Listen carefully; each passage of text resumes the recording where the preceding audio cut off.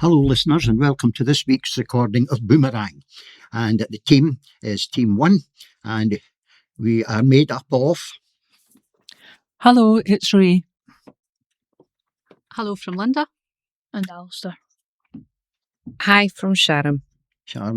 Paul is the engineer and I'm George.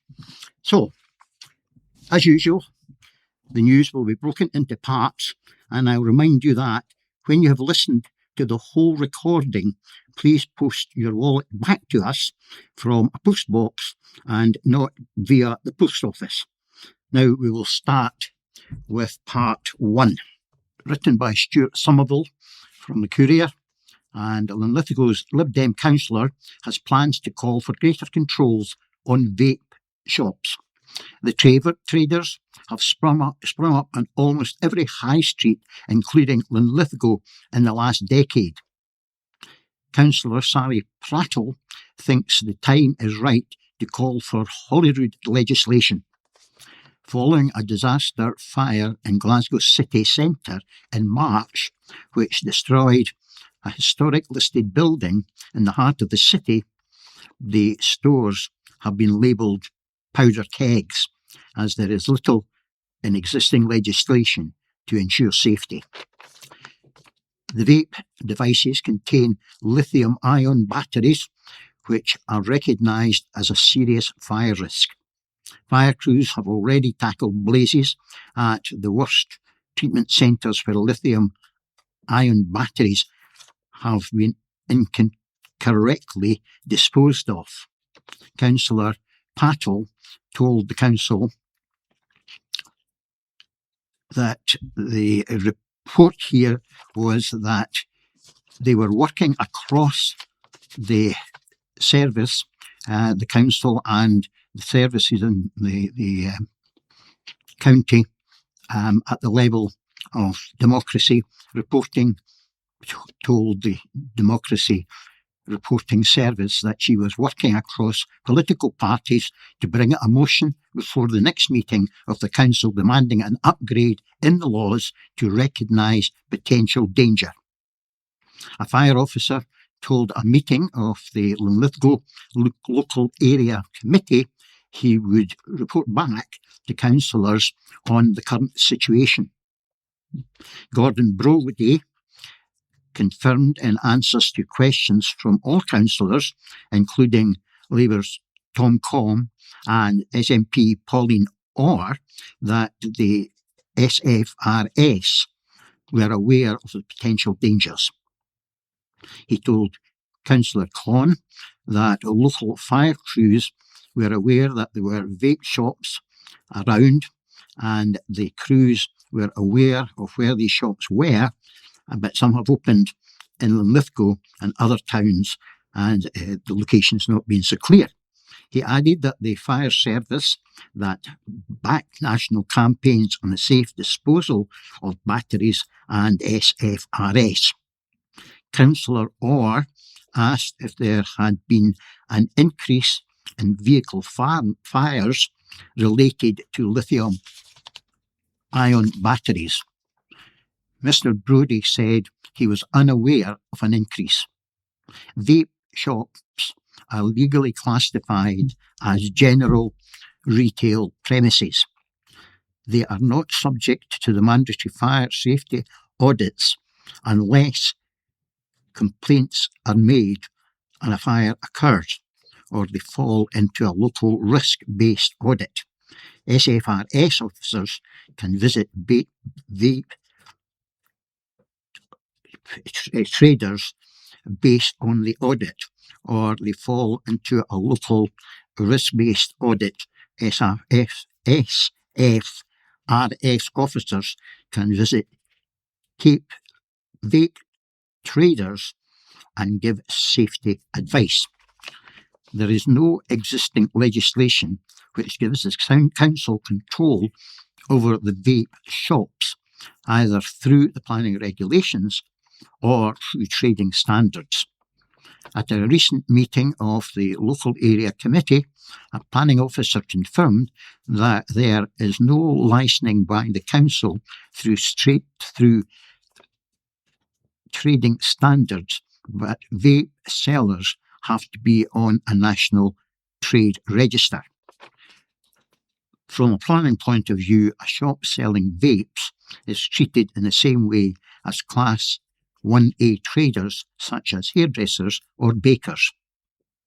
From a regulatory point of view, there's very little the officer, Matthew Watson, told councillors that could be done.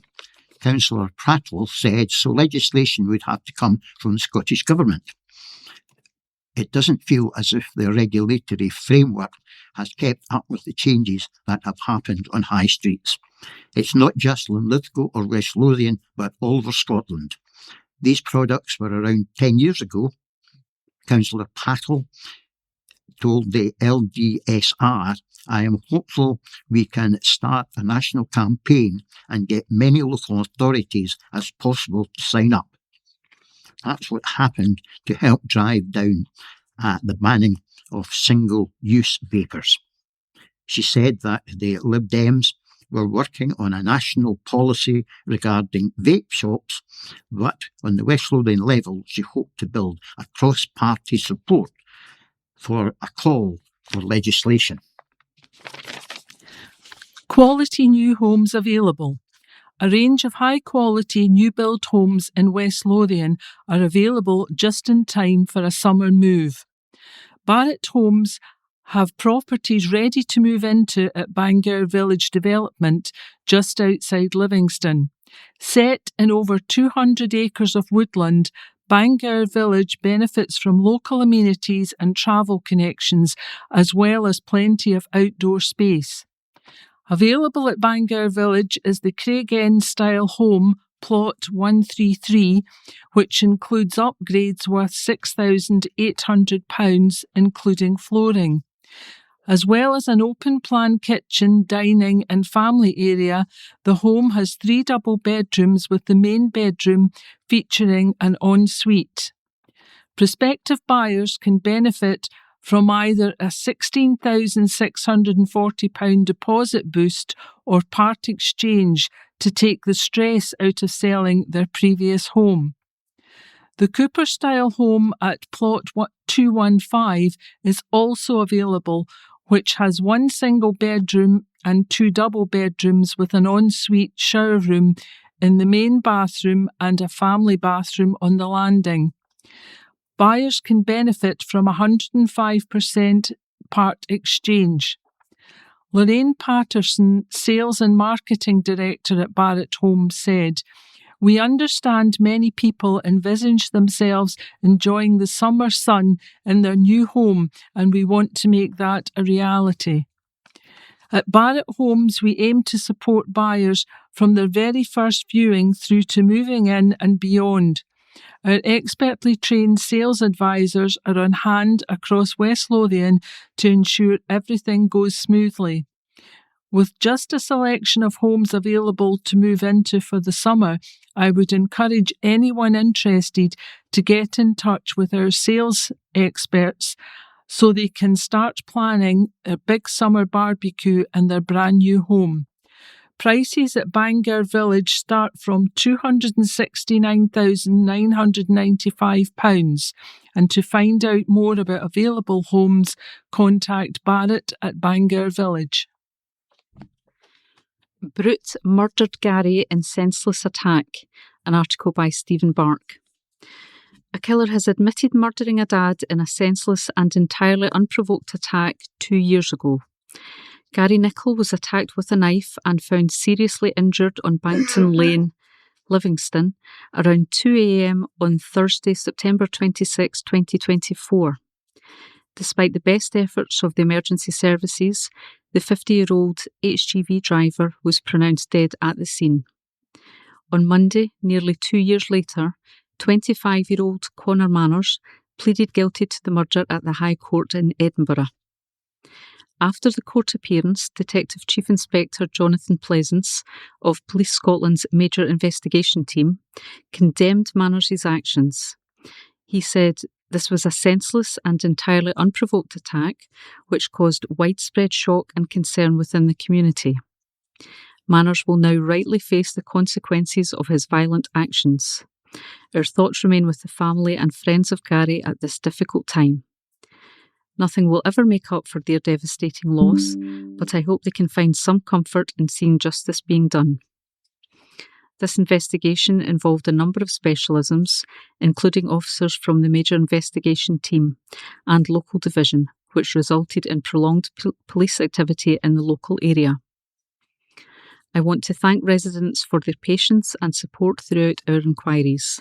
We care deeply about violence and how it affects the communities we serve. Police Scotland remains committed to addressing the harmful effects of violent crime and supporting victims. On the evening of Gary's murder, police believe he drove to Bankton Lane in his black Ford Mondeo car, arriving around midnight before being attacked. A murder investigation was launched by a dedicated team of specialist officers, with a forensic tent erected at the scene where a large police cordon was in place. Several days after Gary's death, his daughter Taylor paid a heart-wrenching tribute to her late father. Writing on Facebook on October the 2nd, 2024, which would have been his 51st birthday, Taylor said, "Today is your birthday, Dad, which makes this time even harder. I would like to think heaven has a pint of Tennent's and a wee glass of dark rum and cola waiting for you." Manners was later arrested and charged with murder in October 2024. He was remanded in custody and will return to the High Court in Glasgow on Friday, July 17th for sentencing. A spokesperson for Police Scotland said, "A man has been convicted of the murder of Gary Nicholl in Livingston in September 2024. Conor Manners, 25, pleaded guilty at the High Court in Edinburgh on Monday, June the 8th. Around 2 a.m. on Thursday, 26 September 2024, Gary was found in Bankton Lane after being attacked with a knife. He died at the scene. Following an extensive investigation, Conor Manners was arrested and charged with his murder. He is due to be sentenced on Friday, July 17th at the High Court in Glasgow. Court rules mixed-sex school loos unlawful. And this article is by a staff reporter. West Lothian Council acted unlawfully in its provision of toilets at a primary school where the main toilets are in mixed-sex areas, a judge has ruled.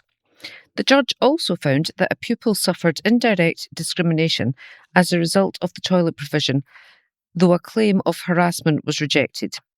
The petition for judicial review was brought against West Lothian Council by the parents of a girl referred to as Child C, who started primary school in August last year. Boys and girls have access to the main toilet areas at the school, although boys are not permitted to enter cubicles in the main toilet areas with a female sign on them, and vice versa. In her ruling, Judge Lady Poole noted that Child C found the current situation distressing and does not like going to the toilet while boys are there. She has avoided using the toilets during school hours and regularly comes home in pain as a result, and has reduced her fluid intake considerably to try to avoid having to use the toilet. Lady Poole found that the school's toilet provision is indirectly discriminatory under the Equality Act 2010 and placed girls at a disadvantage. She wrote, "The particular disadvantage is a combination of the additional issues for the girls relating to contamination of hands due to their anatomy and physiology, and the general vulnerability of girls having to perform intimate activities in communal areas. These give rise to legitimate considerations of privacy, dignity, and health and safety. The particular disadvantage arising from provision of all toilets as unisex, relating to the contamination of hands and the general vulnerability of girls having to perform intimate activities in communal areas, applies to C." The judge concluded, "The court holds that Section 19 of the 2010 Act is contravened by the current toilet provision at the school, and there has been unlawful indirect discrimination. The court also ruled that the school's toilet provision breaches the requirements of the School Premises, General Requirements and Standards, Scotland, Regulations 1967. It found that because the 4 main toilet areas at the school do not provide separate spaces for boys and girls containing both appliances and wash basins, they do not comply with the standards for sanitary accommodation in the 1967 regulations. The toilet provision also breaches a requirement of the 1967 regulations that 2/3 of the appliances in the boys' sanitary accommodation should be urinals. The case comes after judges in the UK's highest court ruled in April last year that the words women and sex in the Equality Act 2010 refer to a biological woman and biological sex. The council said it had been following previously issued Scottish Government guidance on toilet provision. Lady Poole wrote, "The answer to the council's submissions is that guidance is not law. The council has its own duties and powers conferred on it by legislation. The council is obliged to obey the law, not guidance if that deviates from the requirements of the law." The court awarded expenses to the petitioners. A West Lothian Council spokesperson said, "West Lothian Council has received the court's opinion and will now consider its options. In the meantime, the council remains committed to ensuring the highest standard of care for the children and young people attending its schools." Epic weight loss gives mum new lease of life.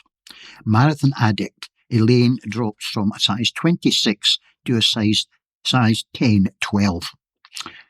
A West Lothian woman who completely transformed her lifestyle said she didn't want her daughter to turn out like her. Her daughter to turn... Elaine Stewart, 46, was a size 26 before everything changed. The Bathgate mum went from sitting on the sofa with a big bag of crisps to now running ultramarathons, dropping down to a size 10-12. Elaine told Edinburgh Live she had tried every fad diet around, but the only thing that stuck was finding a reason that worked for her, being a good role model for her daughter. Since 2018, she has lost 12 stone and has now decided her life to helping others who feel stuck. Shifting careers after lockdown, Elaine is now a weight loss coach and personal trainer. She wants people to feel supported on their journey, adding that there is no shame or judgment. Elaine said, "I started putting on a lot of weight when I was in high school. I was really unhappy, and it took about 20 years for things to change. I tried so many times, over and over. I knew I wasn't happy with who I was. It was so hard to reach out. It was so hard to reach out for help. I would get so far, and then it would stop working. Get so far, and then it would fail again, and then it would stop working, and I got really fed up, and then pile it back on again. I think sometimes just find a final reason that's strong enough. My daughter would have been around 6 or 7 at the time, and I just knew that I didn't want her to turn out like me. I needed to be a role model for her. One of my sisters asked me to do the Bridges Walk in Glasgow for kidney research. It's around 6 or 7 miles. I really wanted to do it for her, but I knew I couldn't at that point. I started going to Park Run as well, and the support from the people at Park Run has just been phenomenal. It took me over an hour to do my first one, and the volunteers were just so lovely. When I finished, they were like, "Right, see you next week." It wasn't a question, and I did go back week after week. They were just so supportive and never made me feel bad about how long it took or anything like that. Support is the big one. It's really hard to do it on your own. Going to gyms can be really intimidating as well. I thought if I do this, I could support people who mightn't want to see some big muscly guy or wee petite girl. That's nothing against those types of PTs. Most of them I have met are really lovely. If you want to be the sort of person I was, it's intimidating to approach them and to get to know them. When Eileen started her weight loss journey, she kept it to herself until there was a noticeable difference. She felt embarrassed to bring attention to her size at all and wanted to help others who might be feeling similar things. Elaine said, "Only my husband knew I was doing it. I didn't say anything to my family and friends until there was more of the noticeable difference because I was so embarrassed." That's where I came along, and I can be the person that you can speak to. I've been there. There is no judgment. I'm the first to admit I was once on the sofa with a big bag of crisps and chocolate. There's no shame in talking to me about how big you are or what you eat. Discussing the challenge people might be dealing with when it comes to weight with modern life, seeing people working from home more and more often. Eileen said, "I think people are a lot more isolated now than they were at one time. And because people are in the house more, you don't have the colleagues watching you and things like that. There's no judgment or perceived judgment from anyone. It's so easy to lose track of what you're eating at home as well." The other big issue is the overwhelming amount of information on the internet. Influencers and stuff will say, "Have you tried this?" or "This will work." They sound so genuine and like they know what they're talking about, but a lot of it makes no sense whatsoever. You don't need to go in and overhaul your complete diet in one big burst. It's about realistic change. I've had people tell me, I'm inspirational and they can never do what I do. And it's like, but I'm not. I'm just like anyone else. I just found the reason that I needed. I started to see progress and I was able to stick with it. You can get in touch with Aileen on her social media page. And there's a picture of a very happy Eileen looking out at the camera. Kids to benefit from cash donated by House Builder, an article by Ross Thompson. A Broxburn charity helping families in crisis has received a £2,000 donation from local House Builder to support its work across West Lothian. River Kids, which provides essential items to children and families experiencing poverty and housing instability, has been named as one of Persimmon's Homes East Scotland's community champions. The Bathgate-based developer made the donation to help the charity continue delivering its Essential Foundations for Childhood project, which supplies basics such as clothing, beds and household goods to families in need. The cheque was presented by Persimmon Homes East Scotland alongside Central Scotland and Lothian's MSP Megan Gallagher and local SNP councillor Janet Campbell, who joined the charity to hear more about its work supporting families across the region. Megan said, "I was delighted to join Persimmon Homes at River Kids to learn more about the incredible work they do to support families across West Lothian. This is an excellent example of business giving back to communities through supporting local charities who directly help families experiencing poverty or difficulties because of the cost of living crisis.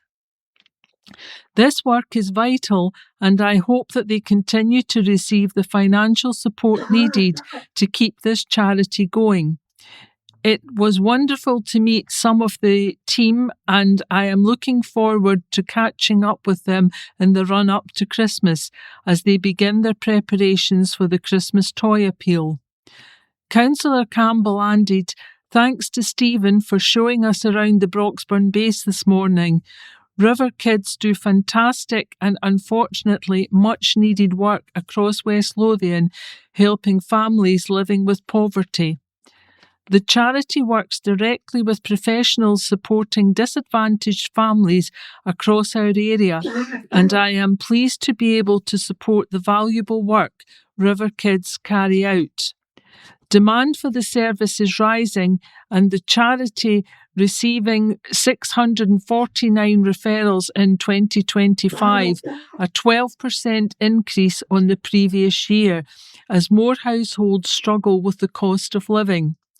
In some cases, families are moving into accommodation with very few belongings, leaving children without everyday essentials. River Kids works closely with professionals across the area, including health centres, schools and social workers, to ensure support reaches those who need it most.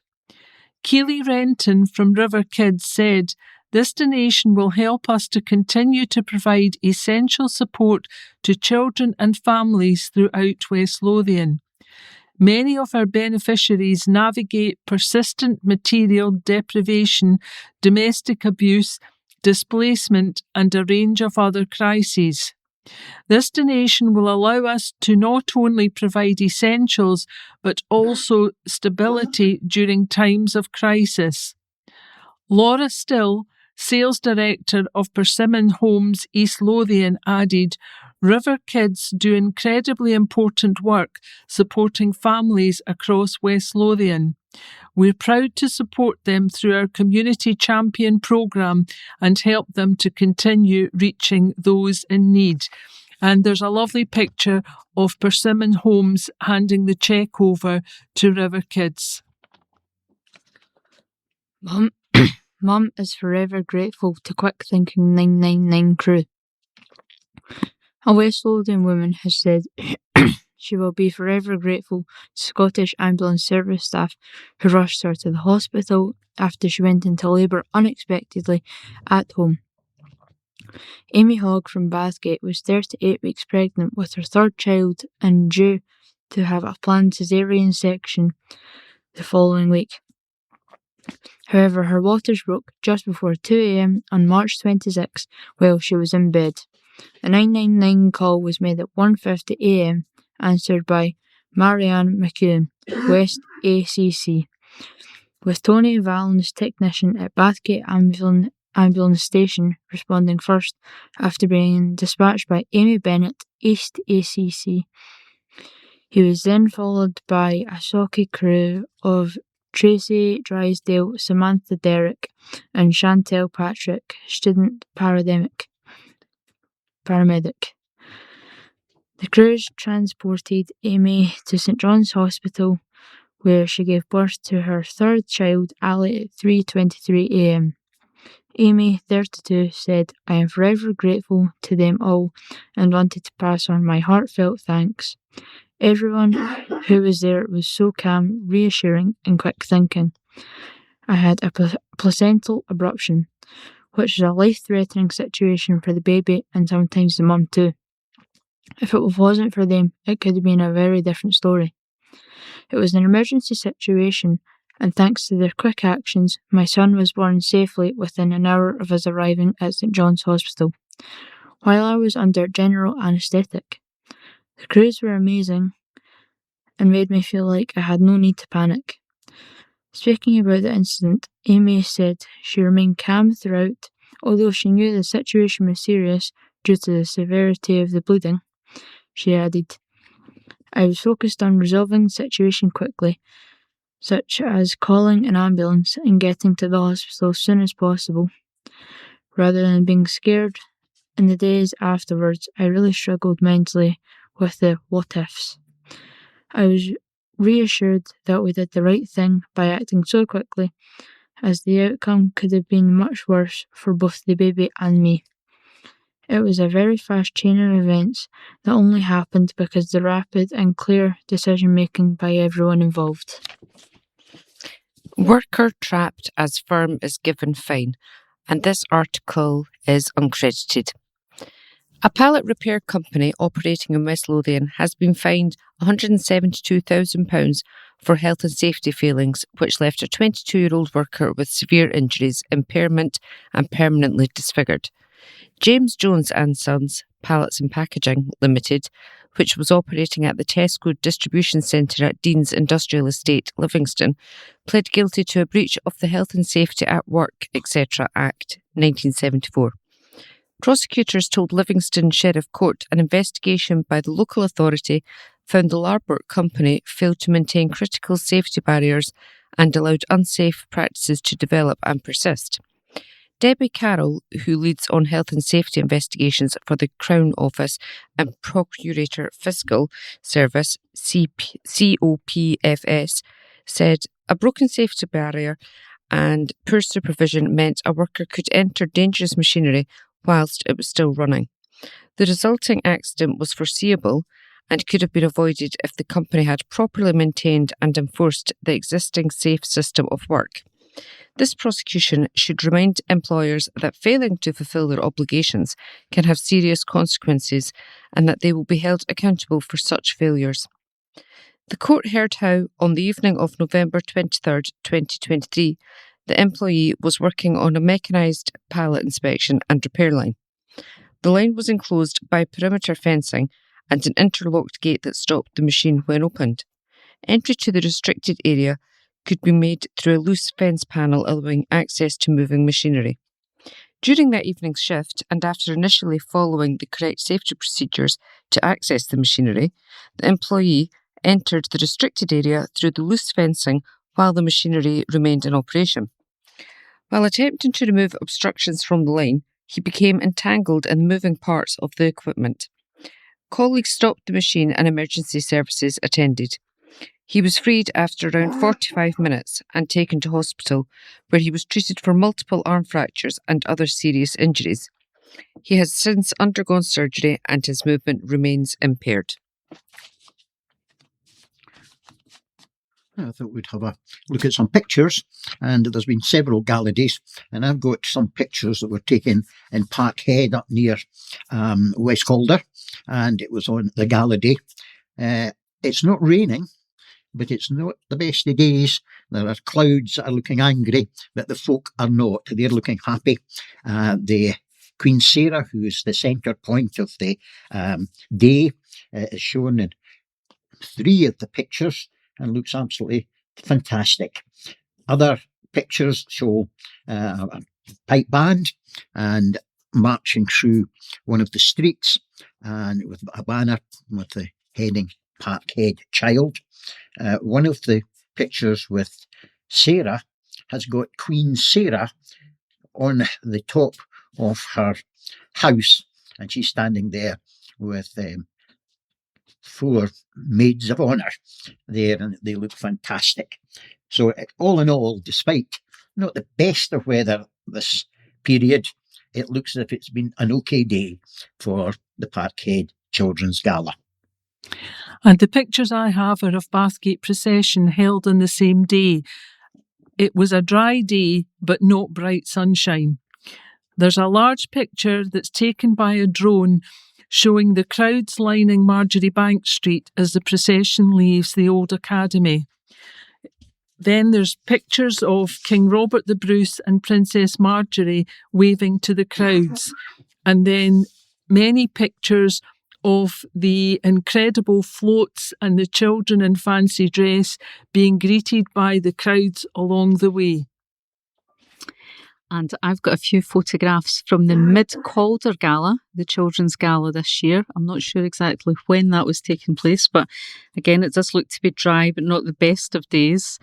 Now we've got some photographs of the Flower Girls, who are in very pretty dresses. I think a few of them might have been at the hairdressers in the morning as well. We've got some of the procession, and it looks to be lots of people dressed up as Michael Jackson.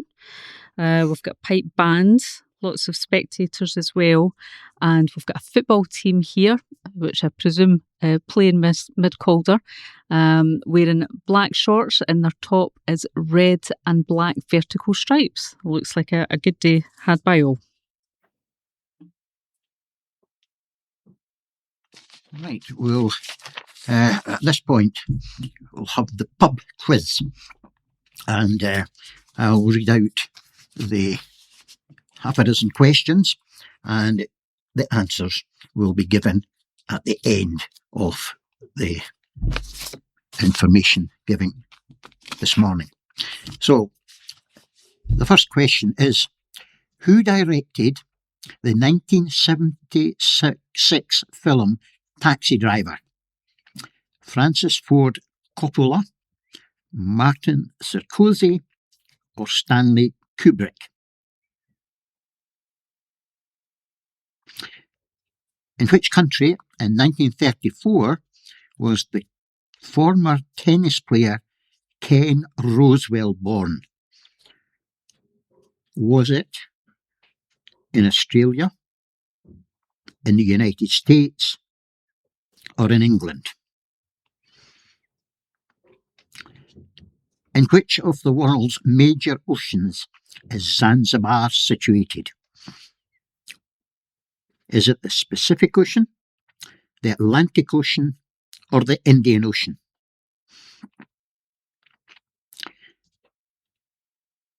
The question is about a person this time. Kelly Jones is the frontman of which Welsh band? Stereophonics, Super Furry Animals, Manic Street Preachers. Next question. I'm Forever Blowing Bubbles is the anthem of which London-based football club?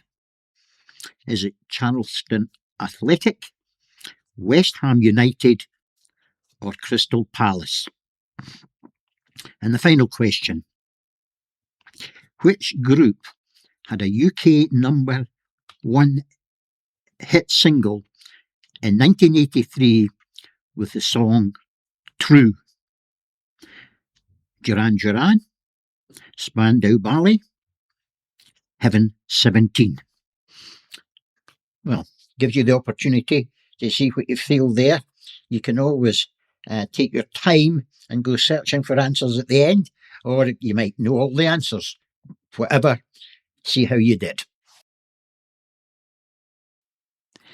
Death notice. Elizabeth Mitchell, known as Betty. Peacefully at Tippett Hill Hospital on Saturday the 23rd of May 2026, Betty, aged 90 years. Beloved wife to the late Jim Mitchell, cherished mother to Wilma, Gary, Gwen, Carlin and Matthew, a treasured nan and gran to her loving grandchildren and a dear friend and neighbour, she will be deeply missed by all who knew her. In memoriam, Gary Forsyth, the 11th of June 2023.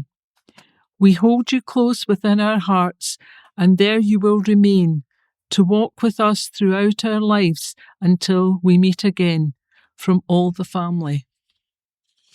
And now to an article. New homes development set for Calderwood, an article by Ross Thompson.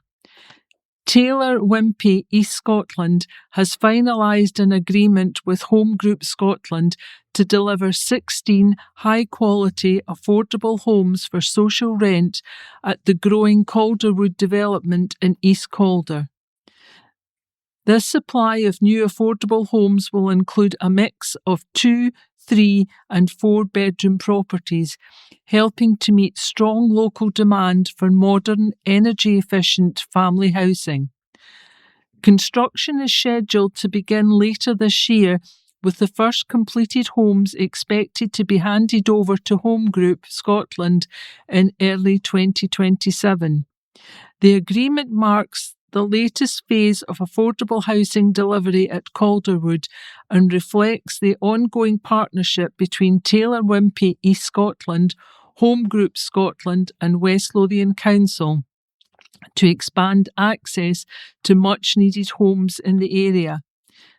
Abby Kelman, Interim Land Director for Taylor Wimpey East Scotland, said, "We're pleased to be working once again with Home Group and to bring more affordable homes to Calderwood. These properties will provide high-quality, sustainable homes for families and individuals, and we are proud to play our part in supporting the continued growth of this community.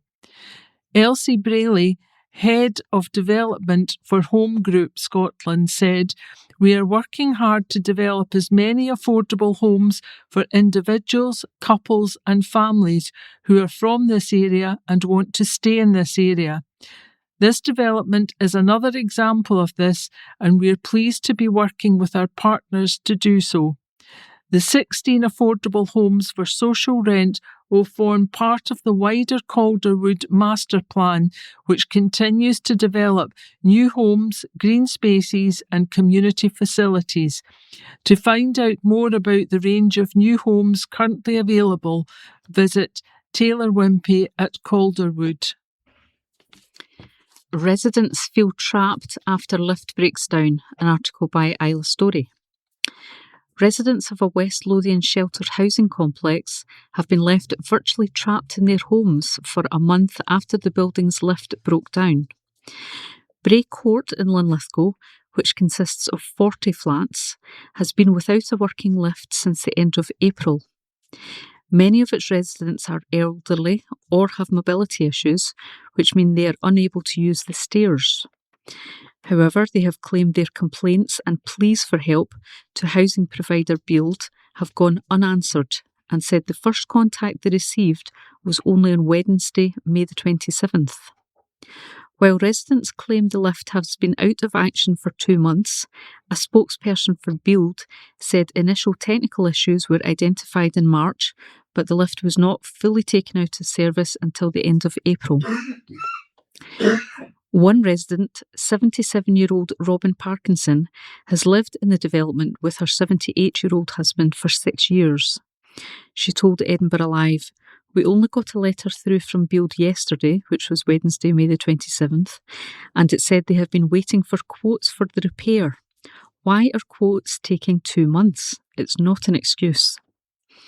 There are a lot of people here who are very infirm and cannot use the stairs, so they've been stuck in their flats for 2 months. Although the couple love their flat and find Bray Court a very happy place to live, they're becoming increasingly concerned over the possible impact of the situation."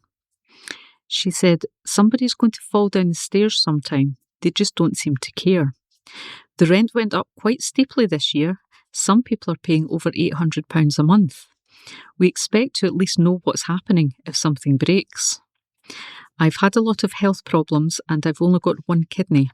It doesn't function properly and sometimes I struggle with the stairs. But my husband and I can both manage, whereas some people just can't do stairs or they use a mobility scooter, for example." Kathy, another resident, added, "Everyone, including staff, are having to use the stairs. Staff have to carry hot food and heavy items up and down. The kitchen is on the first floor, so residents are having to use alternative methods of avoiding the stairs. One woman lives on the ground floor and has to carry her washing up the stairs to floor 3, where the washing machines are. She now has developed very bad pains all over her body. Another couple on the ground floor are both very immobile. They are having to put a belt around the husband's neck attached to a basket to take their washing up the stairs and are walking with a walker." In the letter from Build, seen by Edinburgh Live, a company compliance officer apologised for the delay in work being carried out. They said that the company was awaiting costings from a fabricator and builder to carry out the repair, following a structural inspection and recommendation from its contractors, which it hopes to receive this week, so the work can begin immediately. The letter added, "We would like to assure you that we are giving this our full attention to remedy the lift situation as quickly as possible, and again would like to extend our apologies to residents where this has impacted daily lives." A spokesperson for Build Housing said, "We can confirm that the lift shaft is damaged. We carried out a structural inspection and have received recommendations from our contractors about the necessary works, which we hope to be able to start soon." Some technical issues were initially identified at the end of March, but the lift was only taken out of service once the lift shaft damage was confirmed at the end of April. We have written to all residents at Bray Court this week to apologise, while providing them with an update on progress and reassurance that our full attention is to remedy the lift situation as quickly as possible. We have been supporting tenants during this time with access in and out of the building when required. Our on-site team are there for any additional support that tenants may need. Council hits back over private nursery policy, and this article is uncredited. West Lothian Council has defended its funding decisions on private nurseries as a national campaign gets underway to firm up early years care finances. The national body representing private day bursaries has launched its 100 Days for 100 Families to fight for the families who face disrupted childcare. In West Lothian, the council says changes are needed to protect ELC services.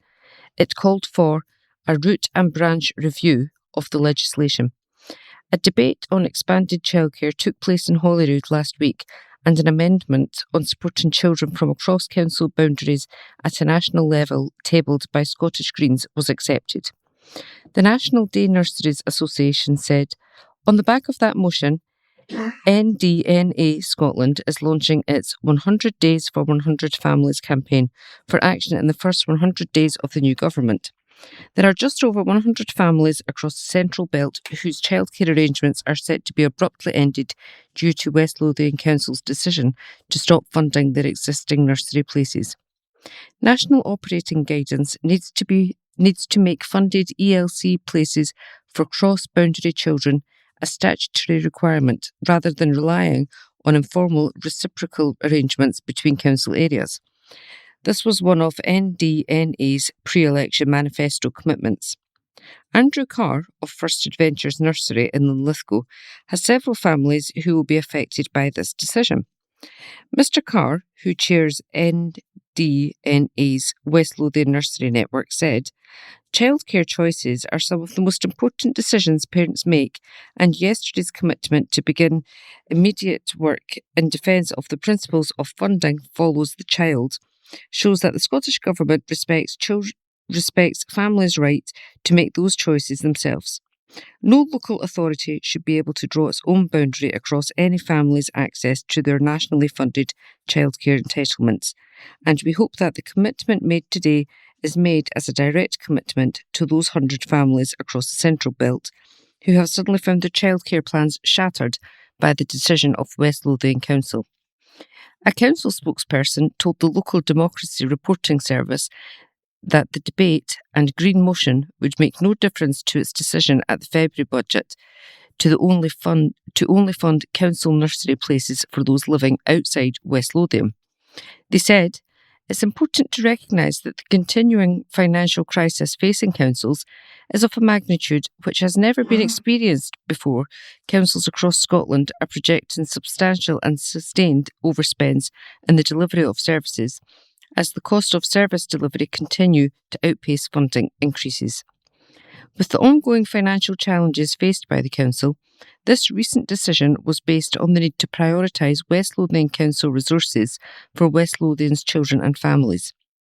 Statutory guidance is clear that West Lothian Council has a statutory duty to secure the statutory entitlement to funded early learning and childcare for children residing in its area.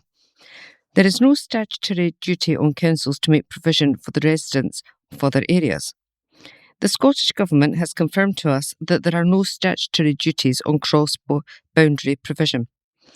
West Lothian has significant capacity within the ELC sector, and we recently closed 8 council nurseries due to oversupply of places, in light of falling birth rates and funding follows the child, which has resulted in a greater number of parents choosing to use funded provision with private providers. It is worth noting that had the measure to remove funding for non-West Lothian children had not been approved, alternative savings within the early learning and childcare budget would be likely to result in further council nursery closures within West Lothian. This would be likely to have resulted in a greater number of parents having to access early learning and childcare at a different venue. This recent change is being made to protect West Lothian services, and any alternative saving could have adversely impacted parents, services and children living in West Lothian? Thank you.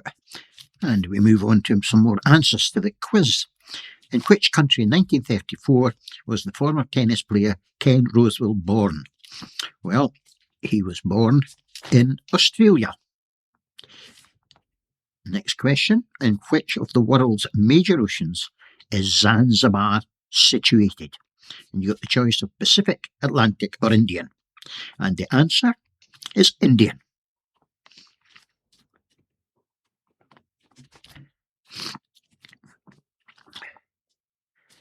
Kelly Jones is the front man of which Welsh band? And the answer to that was Stereophonics. And he was part of a Welsh band. Then we move on to a very silly title. I'm Forever Blowing Bubbles is the anthem of which London-based football club were known. And you could have chosen Charlton Athletic, West Ham United or Crystal Palace. And the answer is West Ham United Football Club.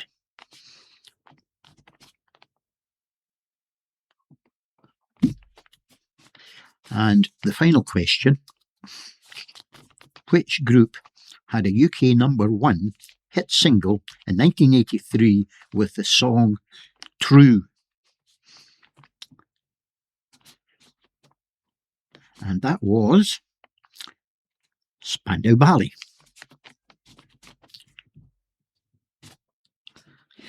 Amman Valley announces top July attractions, an article by Ross Thompson.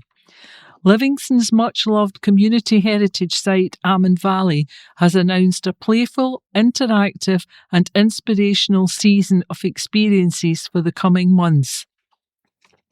From July 13th to the 17th, the Festival of Myths and Legends will celebrate powerful tales and folklore, exploring their connections with Scottish contemporary, cultural and historic identity. A series of walkabouts, storytelling sessions and encounters with giant dragons and small hatchlings will charm visitors of all ages, bringing ancient legends to life and inviting audiences to create stories of their own. Award-winning educators, Teach Rex, will lead the walkabouts and dragon encounters.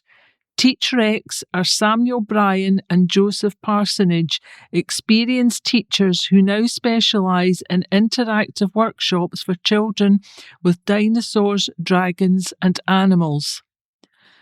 Dragon Song Productions' Rachel Huggins will be sharing enchanting storytelling sessions from Kipper the Sea Dragon, whose journeys through the ocean to find where the colours have gone, and Bertie the Moon Dragon, whose job is to wake the moon up each night. In partnership with these creative and imaginative performers, Amman Valley will create a world of majestic dragons, legendary discoveries, and fantastical myths for the whole family, alongside Dragon Story Productions' wondrous storytelling, songs and puppetry. We're so looking forward to giving visitors the opportunity to immerse themselves in a magical adventure. Even our littlest explorers will have a chance to encounter these mystical legends as they meet wee hatchlings in the baby dragon creche. Amman Valley is also home to a large indoor and outdoor playground, Scotland's Shale Oil Museum, an expansive cafe and local seasonal produce, picnic areas, paddocks, heritage buildings and Scotland's only accredited rare breed farm. Daily experiences on the site include early rides on the farm tractor or the expertly restored narrow gauge train, as well as animal feeding sessions. Visitors can join the cheeky Bagot and Pygmy goats as they enjoy their breakfast and have a late lunch with a gang of energetic alpacas. There's even the chance to take an alpaca for an hour-long walk along the cropping fields and learn all about these beautiful animals. Jenny continued, "Summer is our busiest time and we welcome hundreds of visitors to Almond Valley every day, so we always recommend booking in advance. Our site is accessible, entertaining and packed with play zones, heritage wonders and our gorgeous resident animals. People of all ages are invited to come along and enjoy our beautiful community space, historic buildings and joyful natural sanctuary." In 2025, Almond Valley welcomed 145,609 visitors to experience play heritage and community. Annual memberships are available to access the site 361 days a year and support this vital local charity to preserve natural, built and cultural heritage for generations to come. For more information, visit www.almondvalley.co.uk. Volunteers are hailed. Two West Lothian families celebrated Volunteers Week by showing how giving back can become a shared experience across generations. Mother and daughter duos Juliana and Cody Dorman and Teresa and Lucy Herigte are volunteers with Carers of West Lothian, supporting unpaid carers and disabled people in their community. For Cody, volunteering is deeply personal. She said, "I've been a volunteer for over a decade now, but this is my first year with Carers of West Lothian, who have supported me as a parent carer over the years. I get a lot out of being a volunteer, and I'm really happy to have my mum join the team too." Her mum, Juliana, was inspired to give back after receiving support herself. I was looking to give back after a difficult period of my life," she said. After seeing a Carers of West Lothian post, she began offering monthly seated massages sessions for carers. She continued, "The staff are so lovely and I get to meet some lovely people." For Teresa and Lucy, volunteering has also been a shared journey. Lucy joined in 2023 as a young carers volunteer and soon encouraged her mum to get involved. "It's been a really great experience for both of us," they said. "It's rewarding to support unpaid carers while being part of an organisation that values its volunteers, although they volunteer in different ways. They enjoy the chance to share the experience. It's been nice to be involved together, and attending some events side by side has made it even more special." Their stories highlighting the impact of volunteering bring benefits not only to the community but families too. Volunteer coordinator Pat Henderson said, "We are so lucky that Teresa, Juliana, Lucy and Cody have chosen to give their time to Carers of West Lothian. They bring so much in terms of lived experience, skills, compassion and kindness." MSP hails proposed phone ban, and this article is uncredited. Central Scotland and Lothian's Labour MSP Jenny Young has called on the Scottish Government to listen to teachers after it was announced that a mobile phone ban in schools will be brought about through legislation. SNP Education Secretary Mary McLean confirmed that there will be forthcoming legislation to restrict use of mobile phones in all Scotland's schools. A consultation will precede the introduction of legislation, with refreshed guidance published this summer to further encourage schools to bring in their own restrictions in advance of the law change. Ms Young, who previously taught French and Spanish in West Lothian secondary schools, welcomed the news of a mobile phone ban, but questioned the Cabinet Secretary on how teachers would be consulted without piling ever more duties on the already overworked education staff. Young emphasised to Ms McCallan that teachers were already under immense pressure. Commenting, Ms Young said, "Of course, a ban on mobile phones in schools across the country is welcome. Finally, the SNP government has listened to parents, teachers and young people and acknowledged that a national ban is needed. A consultation is welcome, but, as I already said to the Cabinet Secretary, teachers must be listened to during the process. It cannot become another duty for teachers to deal with when they're already overworked and facing rising violence in the classroom. Adding that the government is working with councils and others to update the existing guidance, Ms McCallan said she would encourage more schools to introduce restrictions ahead of a law change. In a statement at Holyrood, she said, "We need to recognise the negative impact of mobile phones and screen time and frankly protect our children and young people from that. That is why now is the time for phone-free learning environments. We owe it to our pupils and to teachers to do so and to create an environment which is conducive to learning and teaching."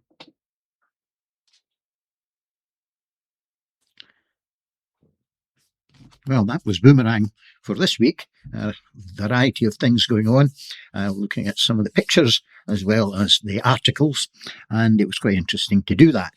So that's us for this week, and this team will be back in 6 weeks' time, and it will therefore, at this point, be goodbye from George. Goodbye from Ray.